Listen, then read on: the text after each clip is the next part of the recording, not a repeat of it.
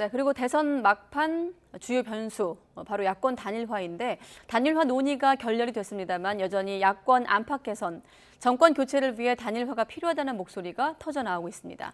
국민의당 안철수 후보는 거듭 국민의힘 측을 비판하면서 회동 여부에 대해선 확대 해석을 경계했지만 단판에 대한 압박도 커지는 분위기입니다. 김승환 기자입니다.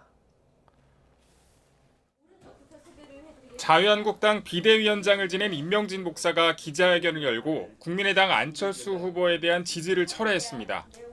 국민의 간절한 염원인 야권 단일화를 안 후보가 거절했다고 볼 수밖에 없다면서 사실상 책임론을 제기하며 안 후보를 압박한 겁니다. 아무리 자기가 무슨 소신이 있다 하더라도 국민들의 목소리를 들어야 되는 것이 아닌가. 그런 점에서 우리는 참 많이 실망을 했습니다. 심야까지 이어진 국민의힘 의원총회에서도 단일화 불씨를 살려야 한다는 의원들의 목소리가 연이어 나왔습니다. 국민에게 끝까지 안철수 후보와의 단일화를 위해 포기하지 않는 모습을 보여야 한다는 요구가 많았습니다. 윤석열, 안철수 두 후보의 단일화 결렬 선언에도 단일화 요구가 여전한 상황에서 국민의힘은 공식적으로 그 끈을 놓지 않겠다면서도 실현 가능성에 대해선 의문을 표했습니다. 결국은 본인이 만나는 게 중요한데 본인은 만날 수가 없고 그런 상황에서 우리가 현실적인 어려움은 있습니다.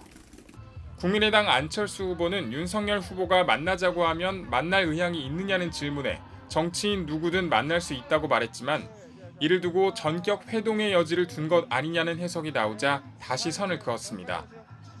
비공개 협상 과정을 낱낱이 공개해버린 측과 어떻게 다시 만나겠냐는 겁니다. 제가 말씀드린 것은 정확한 어떤 어젠다가 있을 때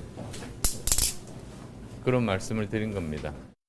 양측은 협상 결렬 뒤 책임을 떠넘기는 장외 설전을 펼치면서 앙금이 더욱 쌓여가고 있지만 후보 간 단판을 염두에 둔 단일화 압박은 수그러들지 않는 모습입니다. YTN 김승환입니다.